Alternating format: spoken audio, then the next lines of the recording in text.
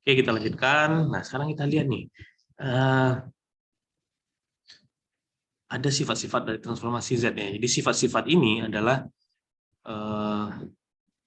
yang dapat kita manfaatkan untuk merekayasa sinyal ya, untuk merekayasa sinyal, untuk mengutak-atik sinyal ya, mau kita amplifikasi, mau kita akumulasi, mau kita konvolusi ya, atau kita geser-geser. Nah, ada kalanya di apa namanya? Di domain Z ini lebih gampang daripada di domain waktu. Nah, nanti kita lihat mana-mana aja. Ada beberapa beberapa operasi yang lebih gampang dari domain Z daripada di domain waktu. Sekarang kita lihat yang pertama. Yang pertama adalah linearitas. Ya, linearitas.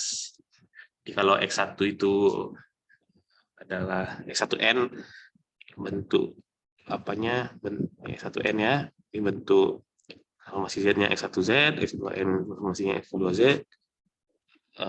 X2N, X2Z ya.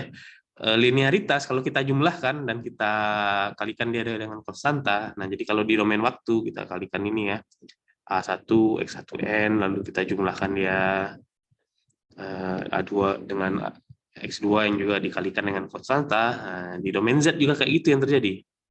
Nah ini sifat linearitas namanya ya. Jadi di domain Z juga yang si bentuk Z transform dari X1 tadi kita kalikan dengan A1. Lalu kita jumlahkan dengan bentuk domain Z X2 dikalikan dengan A2.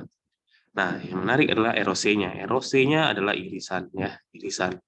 Jadi kalau irisan yang sama-sama keduanya, kalau dia penjumlahan ya. Karena harus memenuhi kedua-duanya karena sekarang dia dijumlahkan. Nah, misalnya satu besar dari setengah, satu besar dari 0,75 kan. Nah, irisannya ya pasti yang besar 0,75. Jadinya ya. Itu cara yang gampang ya. Satunya 0,5, satunya 2 misalnya harus besar 2. Ya, berarti yang besar 2. Karena besar 2 itu kan besar 0,5 juga kan. Nah, cuman dia di tengah-tengah. Yang irisan itu mana yang di antara dua hasil ini kan. Ini kalau ini ROC-nya 1, ini ROC-nya 2, nah ini 4. Mana yang memenuhi kedua-duanya. Nah, itu yang menjadi ROC yang baru. Yang linearitas jadi sama, hampir sama ya. Jadi kalau di domain waktu dijumlah dan dikalikan konstanta di domain Z juga seperti itu. Nah, yang menarik time shifting. Time shifting ya. Jadi kalau waktu kita delay dia atau kita cepatkan dia. Kalau cepatkan itu sebenarnya kalau di domain waktu susah ya. Di domain waktu nggak bisa kita cepatkan itu gimana caranya. Nah, tapi kalau di domain Z bisa. Kalau di domain time shifting itu tinggal dikali aja Z min K. Kalau di delay, kalau dicepatkan ya Z plus ZK ya, ZK kalau dicepatkan. Nah, jadi kalau ini plus K, nah ini plus K kita ingin dicepatkan ya. Nah, ini tinggal tambah juga di sini. Gitu ya. Itu yang time shifting. ROC-nya ini kalau yang ini ya, ini kalau K-nya besar 0, Z-nya tidak boleh sama dengan 0. Kalau K-nya kecil 0 nggak boleh sama dengan tak hingga. Nah, lalu scaling. Nah, ini kan sering kalau kita main sinyal, ya main gambar aja lah ya, kita sering scaling kan, scaling dikalikan dengan di sini dikalikan dengan pangkat n. Scaling kalau yang konstanta tadi gue udah lihat linear dia perginya, linear gampang. Nah kalau konstan kalau scaling pangkat n gimana? Makin tinggi dia sejauh n-nya bertambah ya, seiring n-nya bertambah dia makin tinggi penguatannya, atau makin rendah, bisa jadi juga makin rendah. Nah ini dia. Jadi ini sifatnya, ini scaling ya. Kalau di domain waktu kan kita kalikan ini kan pangkat n x n ya. Nah kalau di domain Z gampang sekali. Kita tinggal ubah Z-nya yang sekarang itu menjadi A-1Z ya. A-1Z. Anggaplah gini. Contoh ini contohnya. Misal tadi kita udah ada contohnya, kita punya XZ ya. XZ sama dengan 1 itu kurang setengah Z-1 ya. Z-1 tadi ya. Nah, anggaplah ini ini sinyal XN ya, sinyal XN-nya kita nggak tahu lah sinyal XN-nya berapa kan, ini XZ-nya berapa. Nah sinyal XN ini mau kita kalikan dia dengan AN ya, kita ubah dia jadi AN XN ya, XN. Nah kalau domain waktu kan lumayan ya kan, ini salah satu scaling ternyata lebih gampang di domain Z. Kalau domain waktu kan wah kita hitunglah satu-satu lah tuh kan sampai tak hingga. Nah, kalau di domain Z gampang aja. Jadi kita tinggal ubah aja nih. Si Z yang sekarang ini kita ganti dia menjadi Amin 1Z ya, Amin 1Z. Nah, berarti ini jadinya adalah AZ-1 nih. Nah, AZ-1 dia.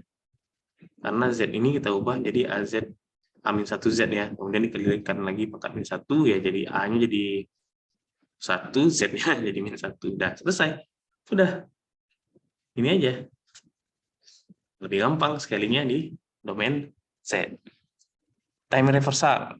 Time reversal nih kalau dibalik. Nah, ini kan sering juga kita nih kan. Kalau di gambar misalnya sinyal juga sering ada orang ngotak-ngatik gitu kan. Kalau kalian ada software audio kan, software pengolah audio, kadang-kadang kan kita bisa tuh mutar ya. Jadi ada orang yang apa namanya coba lagu itu dibalik putarnya kan, ternyata keluar apalah kalimat aneh-aneh katanya kan. Nah caranya pakai time operasi time reversal nih kan, kita balik dia jadi X min N. Di apa kan lumayan ya, setidaknya kalau di komutasi ini akan butuh memori nih, karena kita perlu cara membalik array gitu kan, array ada 100 kita balik dia yang terakhir jadi yang di awal yang terakhir lah. Lumayan juga nih prosesnya nih. Kalau nggak perlu vivo ya perlu apalah istilahnya nih, setidaknya perlu memori, lumayan banyak memori yang digunakan di sini. Kalau pakai apa namanya domain Z gampang aja. Kalau kita balik lagi cerita kita yang tadi kan, kalau XZ kita ini XN-nya adalah ini jadi XZ ya, yang kita contohkan lagi yang tadi ya, 1 kurang setengah Z min 1. Nah X min N-nya nah ini gampang aja nih. Ini pastinya adalah 1 setengah Z. Udah selesai. Itu aja dia time reversalnya di domain Z.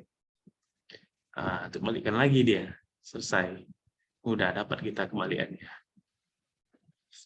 Diferensial. Nah, ini yang lumayan juga ya. Nah, ini pakai turunan katanya ya. Jadi kalau N X N, nah, jadi kalau dikalikan dia dengan N, kalau tadi kan A pangkat N ya, A pangkat N, gampang. Karena kalau N X N, ini pakai turunan kita ya. Jadi min Z dxz per dz. Nah, ini dia. Kalau diferensiasi. Nah, lalu yang juga sangat, ini kan harusnya lebih gampang juga ya. Ini lebih gampang juga di domain Z. Ini satu lagi, akumulasi ya. Akumulasi, gimana caranya misal kita disuruh untuk menjumlahkan ya. Array itu kita jumlahkan. Nah, kita punya array kan, kita jumlahkan. Kan lumayan ya. Lumayan juga ini kalau di domain waktu kerja lumayan juga. Misalnya ada jutaan gitu kan. Kalau di domain Z, menjumlahkan itu gampang aja.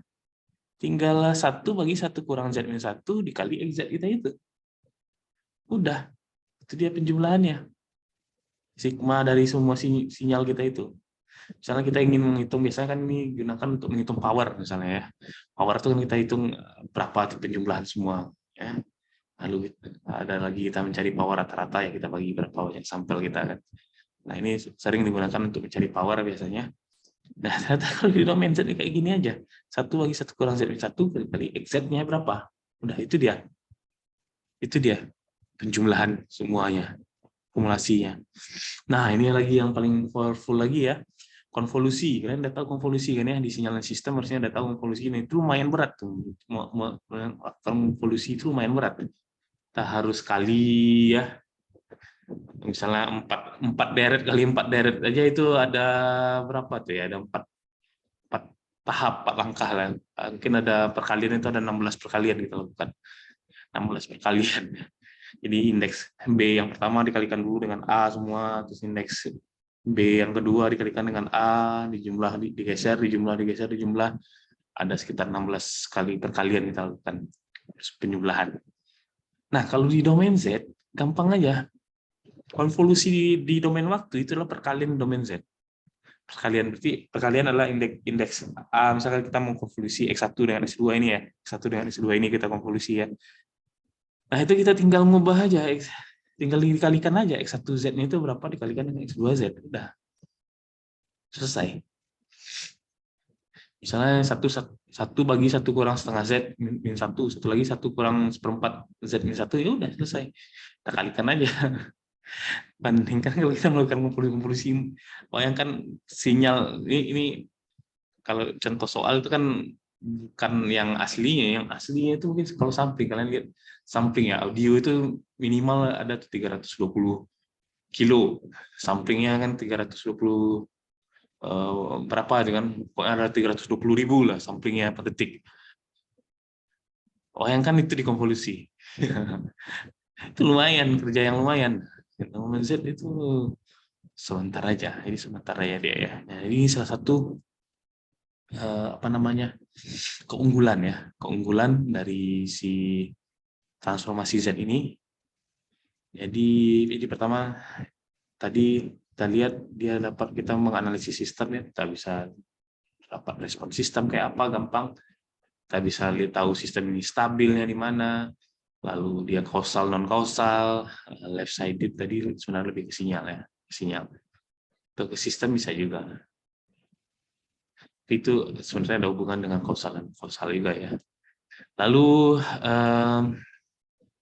ada juga untuk mengoperasikan sinyal ya. Kita bisa mengamplifikasi, bisa mengkonvolusi, apalagi ini akumulasi, diferensiasi, scaling. Ternyata lebih gampang di domain Z daripada di domain waktu.